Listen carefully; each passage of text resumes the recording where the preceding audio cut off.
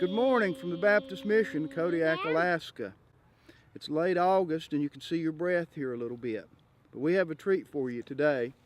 Joining us is Steve Edwards, mule trainer extraordinaire, and he's going to be working with the mission's mule Maytag and the director of preschool, Kelly Bell. So we're going to go over to the ring here in just a minute and see what kind of magic they can work with this mule.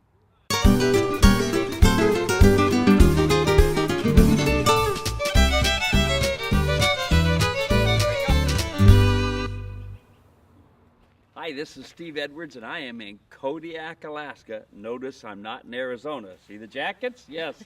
And I have with me here in Kodiak, Alaska, this is Kelly Bell. So it just happened to be that I got a text and email as well. It says, help. So I thought, you know what? I haven't been to Kodiak, Alaska. We'll give this a run. She's learning a great way to communicate. We're using the come-along hitch right now, and she has learned a lot about having to communicate without a lot of pressure. So now what we're going to do today is we're going to teach the mule and Kelly how to side pass, turn on the forehand, turn on the hindquarters on the ground. But it is far easier on the mule to get the techniques on the ground, and it's far easier for the person to see it as well. So now, if we look, Kelly, and we look at how we stand, like this.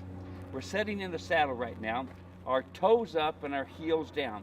You can feel us coming back when we're doing that, right? And if we do like a lot of riders with our toes down, our heels up, we're forward in the saddle, and I don't like hitting the ground. What we're going to do is we're going to teach the mule to turn on the forehand. In other words, the front end's going to stay in place, and the back end's going to move around. So if I was in the saddle, my right leg would come back 4 inches here. That's all. My left hand will be in direct reining position. This is direct reining position, right side, left side. So my left side then would come back right when I could just start to touch the mouth. And then at the same time, I put pressure on my left leg, and then the hind quarter should move around. Now we're going to use the thought of asking, telling, demanding. Asking with the calf, telling with the side of the stirrup, demanding with the spur or heel. So we're going to use the flat of our hand as the asking with our calf. We're going to use our knuckles here for the telling, and then we're going to use our fingers for the demanding. Okay, first thing we want to do is have the mule's head straight. I'm going to take my rope as if it's coming to my hip, and I'm just going to put a little bit of pressure, and you can see he turns his head. So I'm going to take my hand, and I'm going to put it right here, and he's going to move his hind quarter over. Notice what my left hand did was hold the shoulder into place so that the back end would move over. So I'll go back and do that again. So now, remember my rope just touches the face, and it's imperative you use the come-along rope.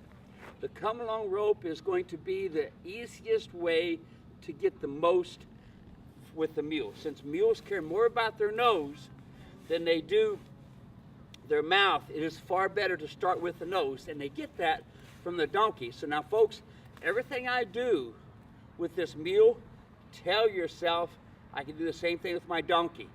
And of course, if you have lower standards, you got a horse, just joking, but a horse will do the same thing, all right? Here's my hand. You would see the nose move a little bit, and then here's this hand here. Now I barely touch him. Barely touch him. See, two things that you've got to understand. These mules don't want to be pulled on. They don't want to be heavy-handed. You think if they have a fly on them, they can move a fly? Yes. So why are we using the honking bits and the chains on their nose? We don't need it. As you can see with this halter, with this come-along rope, the way I've got it designed, is it goes 2 fingers above the nostril, and all I have to do is barely pick up on it. That's all. Barely have to touch it. The few hours that we've done with this mule, he respects that halter. So why is he so compliant right now? He's compliant because he realizes that if he'll just follow my lead, the touch of the rope, he's not going to be uncomfortable. When I pick up on this lead rope, he's looking to be comfortable. Sooner you let go of that rope, the happier he goes, ah, now that's better. So you see, that's one thing. I made him uncomfortable on his nose. The second thing I did was make it uncomfortable on his sides.